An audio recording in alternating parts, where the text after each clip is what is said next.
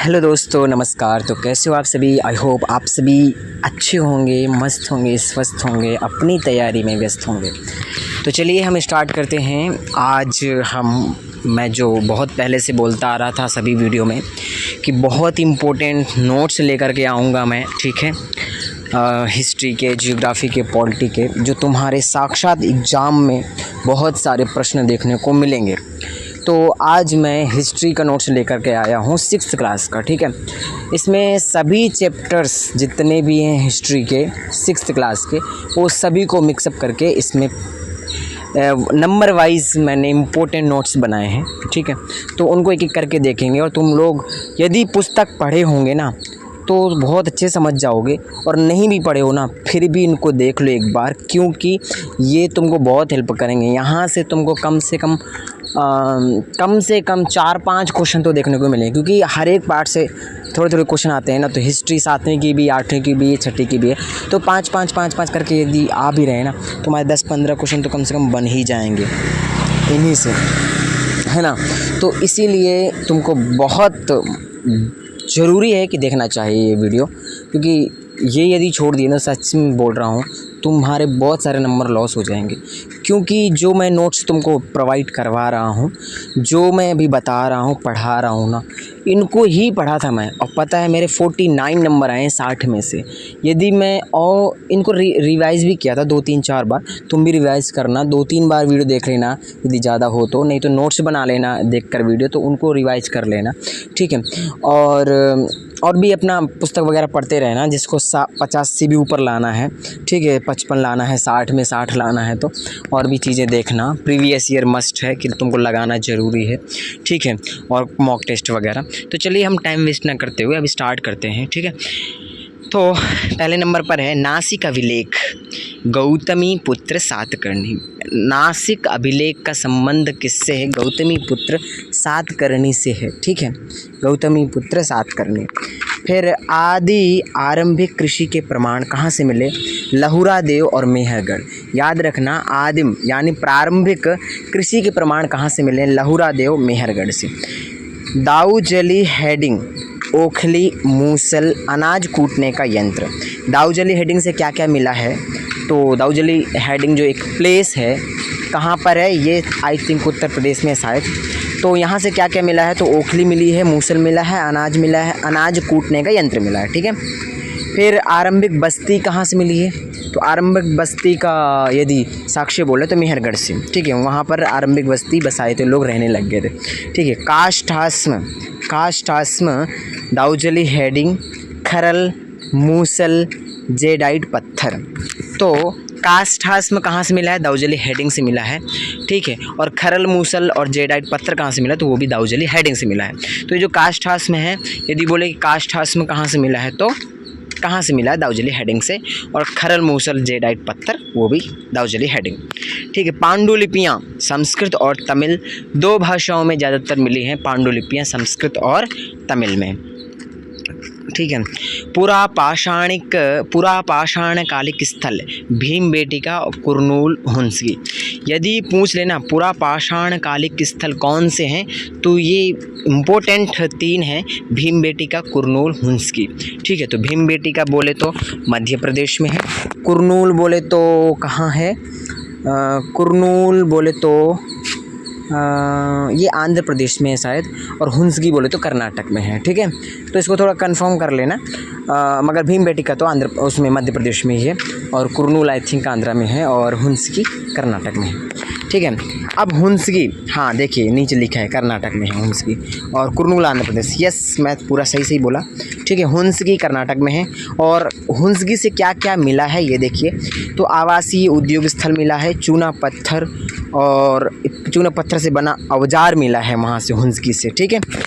फिर आगे देखिए कुरनूल से क्या क्या मिला है। तो राख के अवशेष मिले हैं, कहाँ से? कुरनूल से, ठीक है। यदि बोल दे आग की खोज कहाँ से हुई, तो वही कुरनूल से हुई, कुरनूल की गुफाओं से मिला है इत्यादि से। भीमबेटिका शैलाश्रय मिला है, भीमबेटिका से शैलाश्रय मिला है, शैल से बने चित्रकला मिले हैं, वो मध्य प्रदेश में है भीमबेटिका। ठीक है, अब है महागढ़ा, मिट्टी पर मवेशियों के खुरों के निशान मिलते हैं। मवेशी कौन होते हैं, मवेशी वो होते हैं जो घास वास खाते हैं, चारा वारा चरते हैं, जैसे है हिरण वगैरह भी हो जाते हैं, पशु हो जाते हैं, भेड़ बकरी बैल, वो सभी मवेशी जो एक जगह से दूसरी जगह चारा घास खाते खाते जाते रहते, घूमते रहते, वो सब है। तो बोल रहे हैं कि महागढ़ा, मिट्टी पर मवेशियों के खुरों के निशान कहाँ मिले हैं, मवेशियों के खुरों के निशान कहाँ मिले हैं, तो महागढ़ा में मिले। और क्या मिला महागढ़ा से, राइस के अवशेष भी मिले हैं। ठीक है, महागढ़ा से क्या क्या मिला वो थोड़ा ध्यान दीजिए। फिर मेहरगढ़ कहाँ है, पाकिस्तान में है, और यहाँ से बकरी के अवशेष मिले हैं, क्योंकि मेहरगढ़ में क्या था कि एक जब बंदा मर गया था ना, तो वो लोग सोचते थे कि उसके मरने के बाद भी वो उसको खाने के लिए कुछ चाहिए होता है, तो उसके साथ में बकरी वगैरह रख देते थे ताकि वो लोग खाते रहें। ठीक है, उनके साथ में दफना देते थे। फिर है कोल्डी हवा से, उत्तर प्रदेश में है कोल्डी हवा, यहाँ से राइस के अवशेष मिल रहे हैं। ठीक है, फिर है गुफकराल, कुम्हार की गुफा, गुफकराल मतलब कुम्हार की गुफा, और यहाँ से बर्तनों के अवशेष मिले हैं। ठीक है, और गेहूं और मसूर के अवशेष भी मिले हैं। ठीक है, फिर है बुर्ज होम, बुर्ज होम जो है कश्मीर में है, और यहाँ पर डॉग गॉट, डॉग मतलब कुत्ता और गॉट मतलब बकरी, ये सब मिले हैं। और place of birch tree, Burj tree तुमने सुना है ना, नाम पढ़े होंगे पुस्तक में, तो वो यहाँ से मिला है, बुर्ज होम से, यानी कश्मीर से वो पेड़। चिरांद बिहार में है, और जानवरों की हड्डियों के औजार मिले हैं यहाँ पर। तो यदि जानवरों की हड्डियों के औजार कहाँ से मिले हैं यदि बोले तो चिरांद से, और चिरांद कहाँ है, बिहार में। हल्लूर आंध्र प्रदेश में है, और हल्लूर में मिलेट, कैटल, सीप, गॉट, ये सभी मिले हैं। ठीक है, मिलेट्स मतलब साबुत अनाज वगैरह जो भी होते हैं, जो भी बाजरा वगैरह रागी वगैरह जो उगता है वो सब, और कैटल मिले हैं, और शीप मिले हैं। ठीक है, और गॉट मिले हैं, बकरी वगैरह। फिर है पय्यमपल्ली, ये पय्यमपल्ली कहाँ है बोले तो तमिलनाडु में है, पय्यमपल्ली तमिलनाडु। और ब्लैक ग्राम यानी काला चना वगैरह यहाँ से मिला है पय्यमपल्ली से। और नोट करें, आंध्र प्रदेश को काट कर तमिलनाडु लिखा गया है, आंध्र प्रदेश को काटकर तमिलनाडु लिखा गया है, मतलब पहले आंध्र प्रदेश में था क्या, देख लीजिएगा इसको थोड़ा। फिर आगे चलिए, हड़प्पा रावी नदी के किनारे, हड़प्पा रावी नदी के किनारे। तो यदि बोले हड़प्पा किस नदी के किनारे, तो हड़प्पा रावी नदी के किनारे। और ठीक है, और यहाँ से भी मिलेट, कैटल, सीप, पिग, सुअर वगैरह मिले हैं। ठीक है, तो हड़प्पा पूछे तो किस नदी किनारे, रावी नदी। कब इसकी स्थापना 1921 में, किसने किया, तो इसको किया दयाराम साहनी ने। ठीक है, याद रख लीजिए, यहाँ नीचे भी लिखा है दयाराम साहनी ने खोज की इसकी। सबसे पहले कांसे का प्रयोग हड़प्पा काल में हुआ। सरस्वती के किनारे भी अवशेष मिले हैं हड़प्पा के। ठीक है, आगे चलिए। हड़प्पा का विभाजन बोले तो पश्चिमी भाग दो भागों में हुआ है, पश्चिमी भाग और पूर्वी भाग। तो पश्चिमी भाग जो है ऊंचाई पर नगर दुर्ग प्रमुख इमारतें थीं। तो देखिए हड़प्पा को दो भागों में बांटा गया, पश्चिम भाग और पूर्वी भाग। जो पश्चिमी भाग था ऊंचाई भाग पर बना हुआ था, उसको नगर दुर्ग बोलते थे, वहाँ पर प्रमुख बड़े बड़े लोगों की इमारतें होती थी। और पूर्वी भाग जो था वो निचला भाग था, निचला स्तर पर बना था, इसलिए उसको निचला नगर कहते थे। और विस्तृत बड़ा होना, ये बहुत बड़ा मैदान था, विस्तृत था, और यहाँ पर सामान्य लोग रहते थे। ओके, नेक्स्ट कालीबंगन, कालीबंगन से जुते हुए खेतों का साक्ष्य मिला है। यदि पूछे कि कालीबंगन से क्या मिला है, तो जुते हुए खेतों का साक्ष्य मिला है। और राजस्थान में है कालीबंगा, और यहाँ पर काले रंग की चूड़ियाँ बनाने का अवशेष भी मिला है, यहाँ से काली चूड़ियाँ बनाई जाती थी, काली चूड़ियाँ। ठीक है, फिर लोथल, लोथल बोले तो गुजरात बंदरगाह के प्रमाण मनके बनाने का प्रमाण है यहाँ से। तो लोथल बोले तो कहाँ है, तो गुजरात में था, और ये बंदरगाह भी था ये। ठीक है, एक बंदरगाह के रूप में इस प्रमाण माना जाता है इसको। और मनके बनाने का प्रमाण भी यहाँ से मिला है। ठीक है, फिर है सुत्का कोह, बलूचिस्तान में है। सुतकाकोह और सुरकोटदा गुजरात के कच्छ क्षेत्र में है। ठीक है, सुरकोटदा दोनों में याद रखना, सुतकाकोह बलूचिस्तान, सुरकोटदा गुजरात के कच्छ क्षेत्र में। ठीक है, सिंधु घाटी सभ्यता का आकार कैसा है? त्रिभुजाकार है। यदि पूछ लेना प्रश्न में कि त्रिभुजाकार किस सभ्यता का है, तो सिंधु घाटी सभ्यता का है। ठीक है, हाथी दांत का पैमाना, हाथी जो है उसके दांत का पैमाना इत्यादि उस समय में वो लोग नाप लेते थे। ठीक, हड़प्पा काल में। तो इसका मतलब है कि उस समय में मापने का यंत्र वगैरह बन चुका था। जैसे ईंट का अनुपात उस समय में कितना था? 4:2:1 ईंट का अनुपात ये था हड़प्पा सभ्यता में। तो माप तोल जो है ये सब सिंधु सभ्यता में शुरू हो चुका है। सिंधु घाटी सभ्यता में लोग माप के बारे में जानते थे। ठीक है, मोहनजोदड़ो में चांदी का अवशेष मिला है। यदि बोले चांदी का अवशेष कहाँ से मिला है, तो मोहनजोदड़ो से मिला है। और धौलावीरा का शाब्दिक अर्थ क्या है? तो धौलावीरा मतलब सफ़ेद कुआं, धौला मतलब सफ़ेद, वीरा मतलब कुआं। गुजरात खादिर बेट के किनारे है। धौलावीरा कहाँ है? तो गुजरात में है। और किसके किनारे है? तो खादिर बेट के, बेत यहाँ पर गलत लिखे थे, खादिर बेत के किनारे है। ठीक है, फिर जिंद अवस्था बुक की तरह की प्रथाएं ईरानी पुस्तक वेदों में इसके समान वर्णित हैं। बोले कि जिंद अवस्था एक बुक है, ईरानी पुस्तक है ये, और इसमें जैसे हमारे वेदों में लिखा हुआ है ना, सेम वैसे ही उसमें भी पाया जाता है। फिर है महापाषाणिक, दक्कन उत्तर पूर्वी भारत कश्मीर।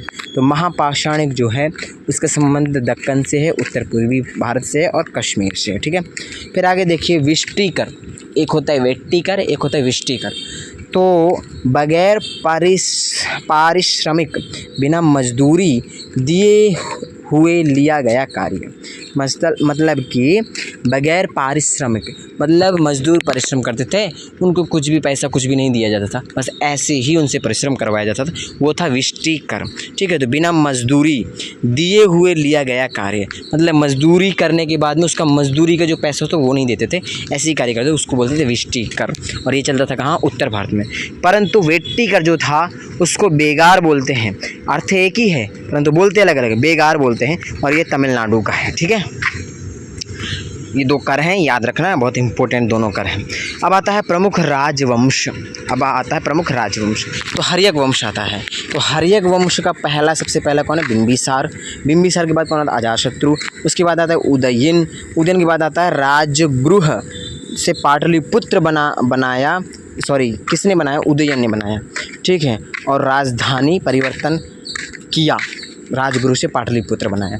तो पहले बिंबिसार हर्यक वंश में पहला संस्थापक या फिर पहला शासक कौन है?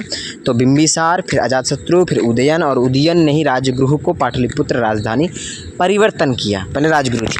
तो तुमसे प्रश्न पूछ सकता है हर्यक वंश के शासकों का क्रम बताइए, तो बिंबिसार, अजातशत्रु, उदयन। ठीक है, और यदि तुमको पूछ ले कि राजगृह को पाटलिपुत्र में कौन परिवर्तन किया राजधानी को, तो उदयन ने किया। ठीक है, अब आते हैं शिशुनाग वंश। शिशुनाग वंश में पहला शिशुनाग ही था इसका संस्थापक, फिर कालाशोक आया। ठीक है, तो ये दो याद रखिए इसके, शिशुनाग वंश के, शिशुनाग फिर कालाशोक। अब आते हैं नंदवंश। ठीक है, नंदवंश में महापद्मानंद जो थे इसके संस्थापक थे नंदवंश के, और उसके बाद में धनानंद आए, और धनानंद को चाणक्य द्वारा नाश किया गया। ठीक है, उसको सर्वनाश कर दिया, और फिर चाणक्य ने मौर्य वंश, चाणक्य के साथ में जो समुद्रगुप्त था, शायद चंद्रगुप्त मौर्य, उसने सहायता किया, और फिर मौर्य वंश की संस्थापना हुई, और नंद वंश के पतन के बाद चंद्रगुप्त मौर्य, ठीक है, आया। मौर्य वंश की संस्थापक चंद्रगुप्त मौर्य ने किया। तो यहाँ पर क्या है, जो धनानंद है, धनानंद चाणक्य का मजाक उड़ाया था। ठीक है, तो इसलिए चाणक्य ने ठान लिया था कि मैं इसका सर्वनाश करूँगा। तो धनानंद ने चंद्रगुप्त मौर्य को क्या किया? तैयार किया। ठीक है, कि मैं चंद्रगुप्त मौर्य के द्वारा उसका सर्वनाश करूँगा, और चंद्रगुप्त मौर्य को फिर बाद में उसने क्या किया? एक मौर्य वंश संस्थापक करके उसको ही संस्थापक बना दिया। ठीक है, तो मौर्य वंश का सबसे पहला चंद्रगुप्त मौर्य है, फिर उसके बाद में बिंदुसार है, फिर उसके बाद में अशोक है। यहाँ पर कन्फ्यूजन ना हो जाए, हर एक वंश को बिंदुसार नहीं, वो बिंबिसार है। ठीक है, और जो चंद्रगुप्त मौर्य वंश में है, चंद्रगुप्त मौर्य के बाद में बिंदुसार है, फिर उसके बाद अशोक आया। और अशोक में भी तुमको कन्फ्यूजन ना हो जाए, नाग वंश में है ना, किसमें है, नागी वंश में है, शिशुनाग वंश। शिशुनाग के बाद में कालाशोक आया, वो अशोक नहीं, वो कालाशोक है। ठीक है, अब देखिए अशोक के बाद कौन आया, पहले चंद्रगुप्त मौर्य आया मौर्य वंश में, फिर बिंदुसार, फिर अशोक, फिर बृहद्रथ आया। तो बृहद्रथ सेनापति पुष्यमित्र शुंग द्वारा मारा गया।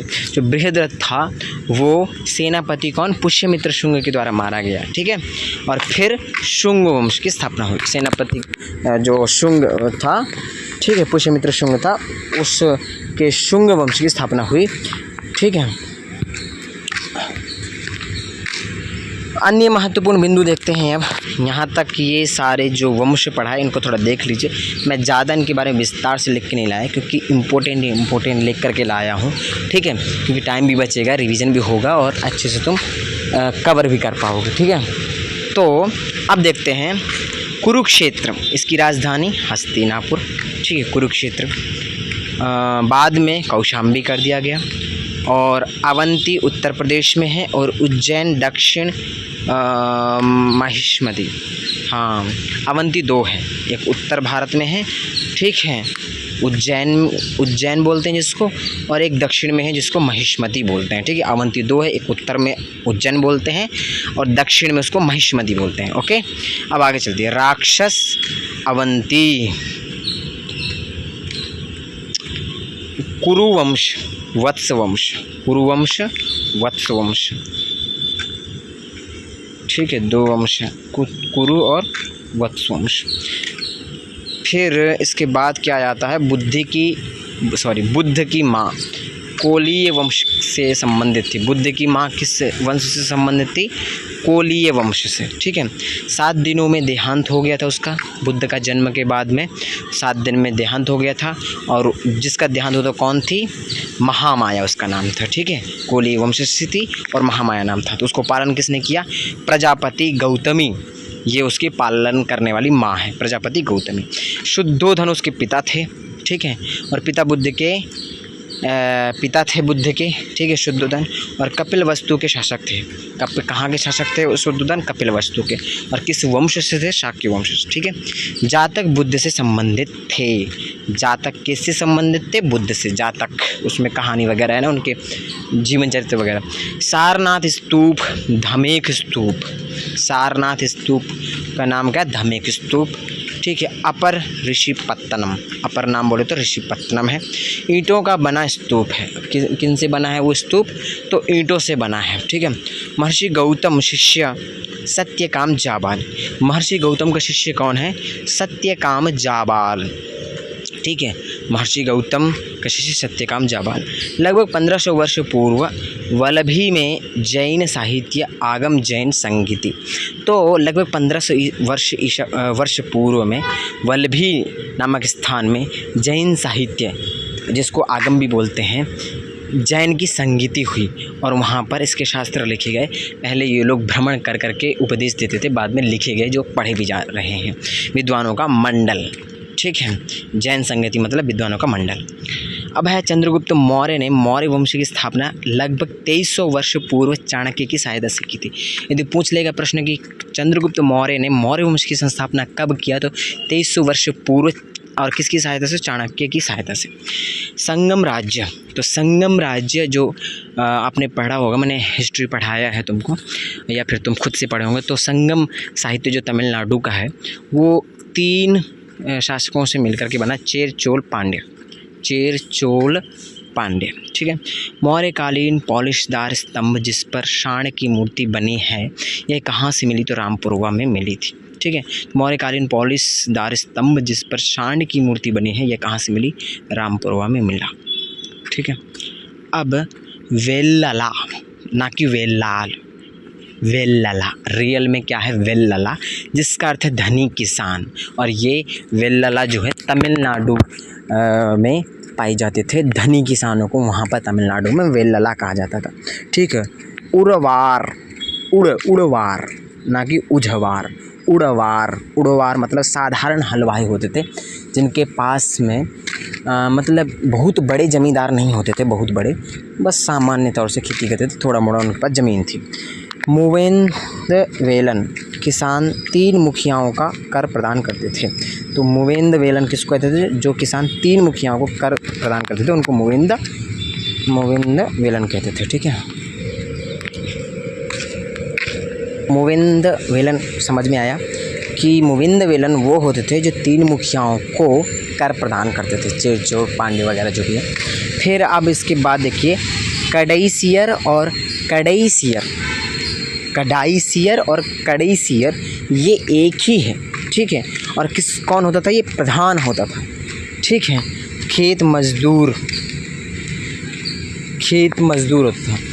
इसमें प्रधान नहीं है, आई थिंक इसको देखना तुम लोग भी, मैंने पढ़ाया है पुस्तक में। ये शायद वो थे मजदूर जिनके पास में बिल्कुल भी खेती नहीं थी, दूसरों के खेतों में काम करते थे। ठीक है, वो थे शायद खेत मजदूर थे। अब आता है नागभट्ट प्रतिहार। तो नागभट्ट प्रतिहार जो है ग्वालियर प्रशस्ति, ठीक है, नागभट्ट प्रतिहार की ग्वालियर प्रशस्ति मिलती है। ठीक है, और बहुत सारे राज्यों को जीत लिया था और कवि सेन ने लिखा था। किसने लिखा था इसको? ग्वालियर प्रशस्ति किसने लिखा? कवि सेन ने लिखा। ठीक है, और नागभट्ट प्रतिहार की ये प्रशस्ति है। यदि बोले तो नागभट्ट प्रतिहार की प्रशस्ति का नाम ग्वालियर प्रशस्ति, इसको लिखने वाला कवि सेन है और बहुत सारे राज्यों को जीत लिया था। ठीक है, इसने ऐसा इसमें ग्वालियर प्रशस्ति में इसमें क्या है बताया गया है। ठीक है, वर्णन है।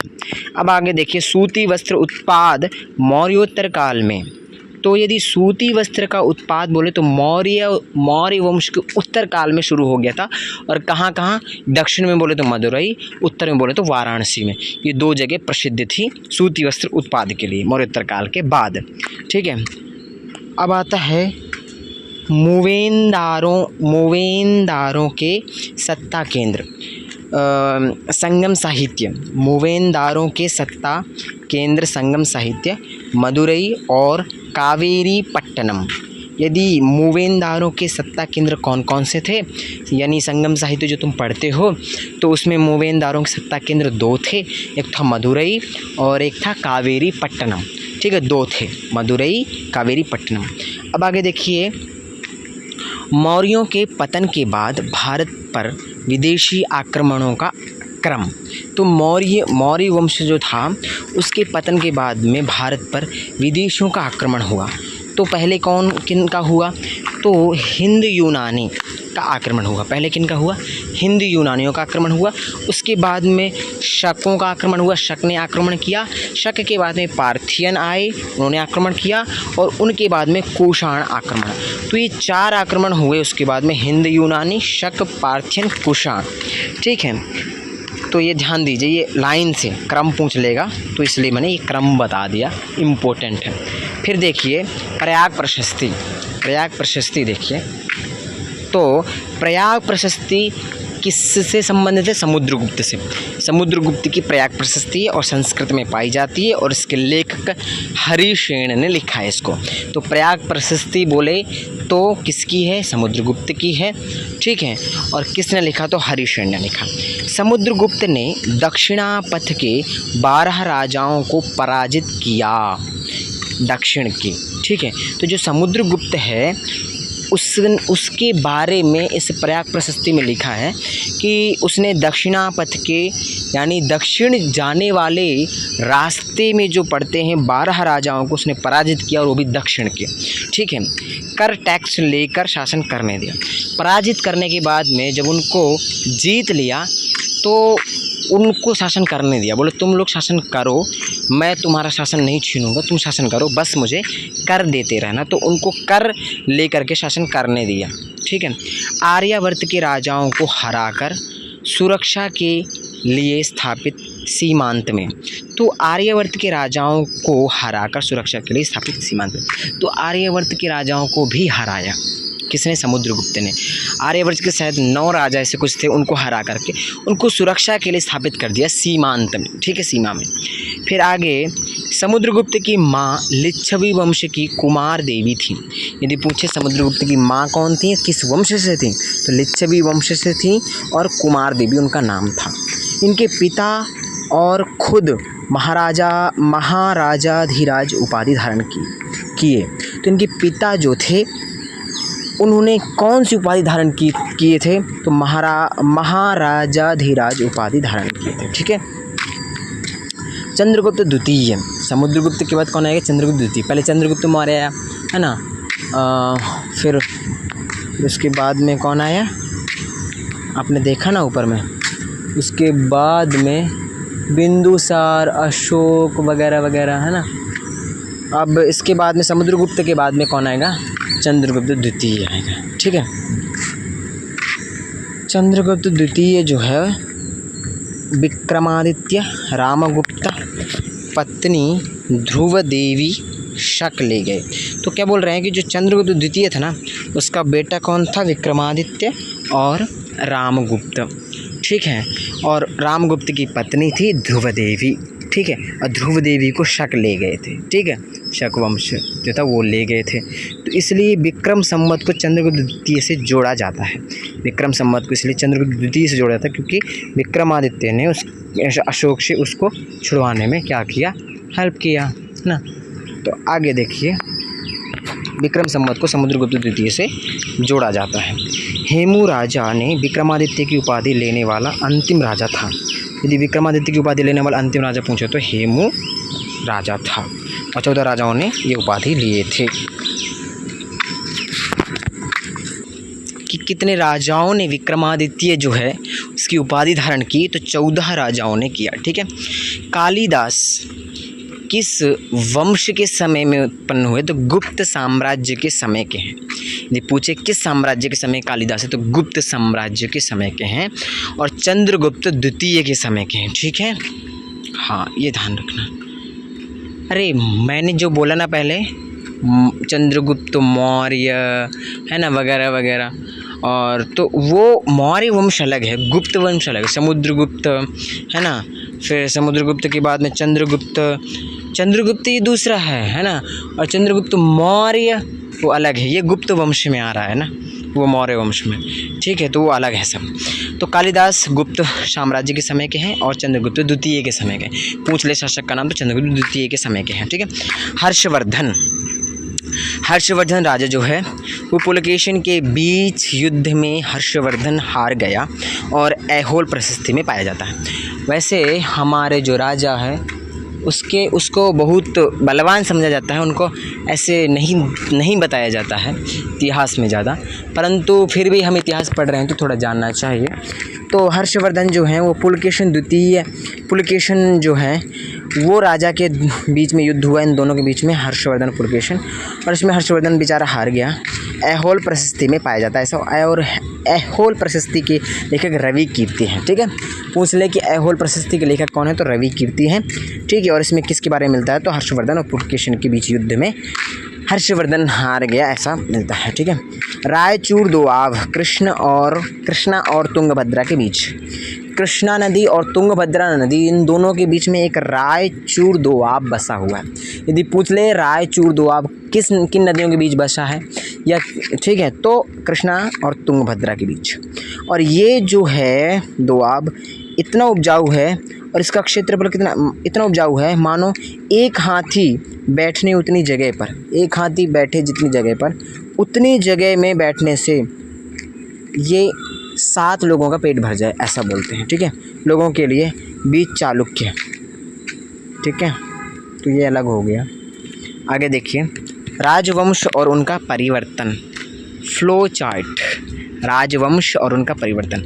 तो हर्षवर्धन, पाल, प्रतिहार। हर्षवर्धन के बाद में कौन आए तो पाल, प्रतिहार 2 आए। ठीक है। हर्षवर्धन की जगह में चालुक्य की जगह में राष्ट्रकूट आया। ठीक है। और पल्लव की जगह में चोल आए। तो हर्षवर्धन का जब समाप्त हो गया तो उसकी जगह में 2 राजवंश उत्पन्न हुए, पाल, प्रतिहार। चालुक्य की जगह राष्ट्रकूट, पल्लव की जगह चोल। तो ध्यान दीजिए किसको समाप्त करके कौन आया। ठीक है। परिवर्तन करके विशेष तीनों के ह्रास पर शासन करेंगे, तीनों के ह्रास पर शासन करेंगे ये लोग, हर्षवर्धन, चालुक्य और पल्लव के। कन्नौज को राजनीतिक केंद्र बना दिया। कन्नौज को इन्होंने क्या किया, राजनीतिक केंद्र बना दिया, उसी पर लड़ते रहते थे ये लोग। अब है प्रशासनिक पद और उनके अर्थ। ठीक है, तो हरिशेन की नियुक्ति पद संधि विग्रहिक, महादंडनायक और कुमारामात्य, इन 3 चीज़ों के लिए इसकी नियुक्ति किया था राजा ने। ठीक है, तो हरिशेन जो है इसको समुद्रगुप्त ने तीन चीज़ों के लिए नियुक्त किया। संधि विग्रह कर माना, महादंडनायक के रूप में, न्यायिक के रूप में, और कुमारामात्य मंत्री के रूप में, 3 काम सौंपे थे इसको। फिर है सार्थवाह, तो व्यापारी काफिले का प्रमुख होता था। सार्थवाह कौन होता था? व्यापारी काफिले का प्रमुख होता था। ठीक है, तो याद रख ले, व्यापारी काफिले का प्रमुख को क्या कहते थे? सार्थवाह कहते थे। नगर श्रेष्ठी कौन होता था? नगर का मुख्य बैंकर व्यापारी। तो नगर का मुख्य बैंक कर जो होता था, बैंकर यानी व्यापारी, उसको क्या कहते हैं? नगर श्रेष्ठी। प्रधान लिपिक होता था, उसको प्रथम कायस्थ कहते थे। प्रधान शिल्पी को क्या कहते थे? प्रथम कुलिक कहते थे। ठीक है, आगे पल्लवकालीन समाज एवं व्यवस्था।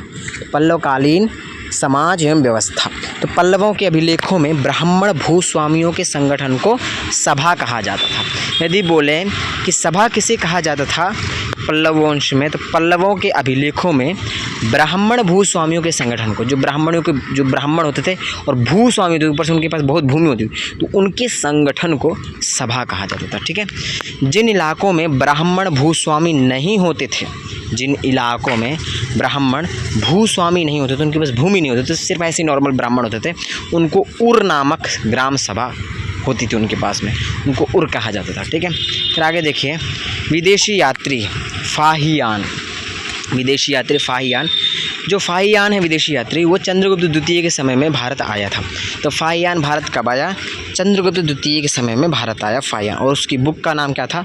फो क्यों की। ओके,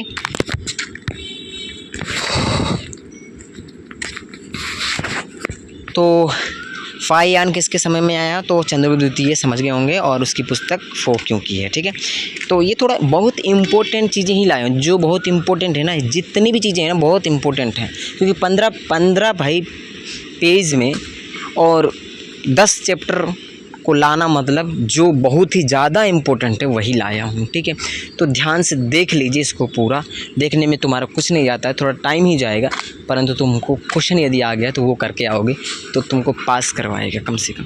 ठीक है, तो फाहियान समझ गए, चंद्रगुप्त द्वितीय के समय में आया, और फो क्यों की पुस्तक। विवरण देखें तो अछूत होने के कारण बाजार या शहर में प्रवेश करते समय लकड़ी के टुकड़े पर चोट करना पड़ता था ताकि लोग उनसे बच सकें।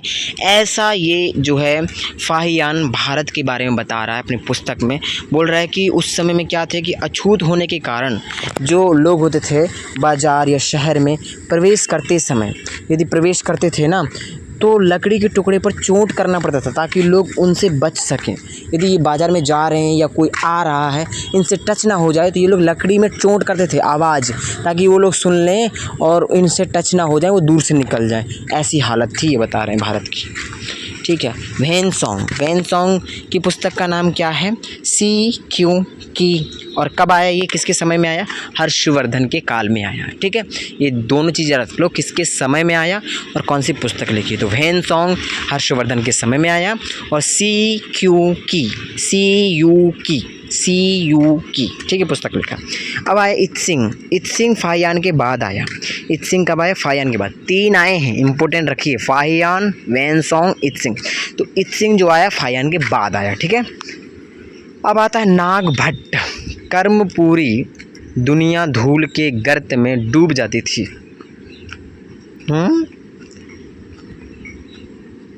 हाँ, नागभट्ट कर्म पूरी दुनिया धूल के गर्त में डूब जाती थी। मतलब इसमें शायद ये लिखने की कोशिश किया कि नागभट्ट जो है, जब ये चलता था ना, तो उस समय में पूरी दुनिया धूल के गर्त में डूब जाती, मतलब इतने लोग इनके आगे पीछे चलते थे, इतनी धूल उड़ती थी कि दिखते नहीं थे, ऐसा बोल रहे हैं। आर्यभट्टियम संस्कृत में लिखी गई है। यदि आर्यभट्टियम पुस्तक के बारे में बात करें, किस भाषा में लिखी गई है? संस्कृत भाषा में। पूछ ले यदि आर्यभट्टियम किस भाषा में लिखी गई? संस्कृत भाषा में। ठीक है, प्राकृत सातवाहन वंश की राजकीय भाषा थी। यदि पूछ ले, वेरी इंपॉर्टेंट, सातवाहन वंश की राजकीय भाषा कौन सी थी? सभी इंपॉर्टेंट है, बताया ना। और ये भी बहुत इम्पोर्टेंट है, तो इम्पोर्टेंट ही है। सातवाहन वंश की राजकीय भाषा क्या थी? तो प्राकृत थी। मेहरौली लौह स्तंभ की लंबाई बोले तो 7.2 मिलियन, ठीक है, एम, ठीक है। तो मेहरौली लौह स्तंभ की लंबाई भी पूछ सकता है, यदि ज़्यादा बारीकी में प्रश्न पूछता है तो पूछ लेगा मेहरौली लौह स्तंभ की लंबाई कितनी थी? तो 7.2 एम थी, ठीक है। और कितने टन का था? तो 3 टन से भी ज़्यादा वजन था इसमें, और निर्माण हुआ 1500 वर्ष पूर्व इसका, और इस पर चंद्रगुप्त विक्रमादित्य से पहचान है इसकी, ठीक है। तो किस शासक से पहचान है इसकी? चंद्रगुप्त विक्रमादित्य से पहचान है। 1500 वर्ष पूर्व में इसको बनाया गया, और इसमें 3 टन से भी ज़्यादा वजन है इसमें, और 7.2 मीटर शायद लंबाई है इसकी, ठीक है। आगे देखिए, रामायण महाभारत पुराण, अंतिम रूप से इनका संकलन गुप्त काल में हुआ था। वेरी इंपॉर्टेंट प्रश्न। रामायण महाभारत पुराण, इनका संकलन कब हुआ? तो गुप्त काल में ही हुआ अंतिम रूप से, ठीक है, ये भी ध्यान रखिए। अब आता है धातु मंजूषा। एक डब्बा है धातु मंजूषा नामक, बुद्ध से संबंधित है, और उसमें बुद्ध से संबंधित सारे अवशेष, सारी चीज़ें उसके अंदर में हैं, ठीक है। तो बुद्धों के अवशेष हैं उसमें, प्रयोगनीय वस्तु हैं, जो प्रयोग में लाई गई वो वस्तु हैं। ईंटों से ढका जाता था इसको, जिससे स्तूप बनता था, ठीक है, ईंटों से ढका जाता है और स्तूप बनता था। अब देखें स्तूप का आरेख और शब्दावली देखते हैं। तो एक डब्बा है, यानी केंद्र में है डब्बा है, इसको पूरे को डब्बा बोल रहे हैं, ऊपर में बोले तो, ठीक है। और प्रदक्षिणा पथ, परिक्रमा मार्ग, परिक्रमा मार्ग को क्या बोलते थे? प्रदक्षिणा पथ बोलते थे, इसमें परिक्रमा करते थे, प्रदक्षिणा पथ, ठीक है। तोरण द्वार, मुख्य प्रवेश द्वार, जहाँ से उसमें प्रवेश करते हैं उसको तोरण द्वार बोलते हैं, ठीक है। और रेलिका यानी वेदिका बोलते हैं, साइड साइड में पट्टी जैसी होती थी, ठीक है। और छत्रिका, ऊपर में छत्र होता है, और पूरे को स्तूप बोलते हैं, ठीक है। आगे, दक्षिण भारत के मंदिर द्वार को क्या बोलते हैं? गोपुरम। सर्च कर लेना गूगल में भी, वहाँ पर भी आएगा तुमको। दक्षिण भारत के जो मंदिर होते हैं उनके द्वार को गोपुरम बोलते हैं, ठीक है। शिखर को दक्षिण भारत में, ठीक है, साउथ में शिखर को क्या बोलते हैं? विमान बोलते हैं। सर्च कर लेना, ये भी आ जाएगा। भीतर गांव का मंदिर एकाश्म का उदाहरण नहीं है, ईंटों का बना है। भीतरगांव मंदिर कहाँ है? ये आई थिंक ये कानपुर में है, ठीक है। तो भीतरगांव मंदिर जो है ये एकाश्म का नहीं है, ये ईंटों से बना है, पत्थर वगैरह से नहीं है, ईंटों से बना है, ठीक है। तो ईंटों का बना मंदिर यदि पूछ ले तो भीतरगांव का मंदिर है, ठीक है। आगे देखिए, चालुक्यों की राजधानी ऐहोल थी। चालुक्य की राजधानी क्या थी? ऐहोल। महाबलीपुरम के मंदिर किसने बनवाया? तो नरसिम्हवर्मन पल्लव वंश द्वारा बनवाया गया था। तो किसने बनवाया? नरसिम्हवर्मन ने बनवाया, पल्लव वंश द्वारा बनवाया गया था, ठीक है। तटीय मंदिर था ये, ठीक है। आगे देखिए, शिल्पाधिकारम, इसके लेखक कौन है? इलांगो आदिगल हैं। तो ये जो है एक कहाँ का? तमिलनाडु का साहित्य है। शिल्पाधिकारम ग्रंथ का नाम है, और इसके लेखक इलांगो आदिगल है, और यह कोवलन, कन्नगी और माधवी की कहानी है। तो इसमें इन तीनों की कहानी है, कोवलन की, कन्नगी की और माधवी की। कोवलन और माधवी ये शायद पत्नी है, और कन्नगी उनकी बेटी है, ठीक है। तो इन दोनों की कहानी है,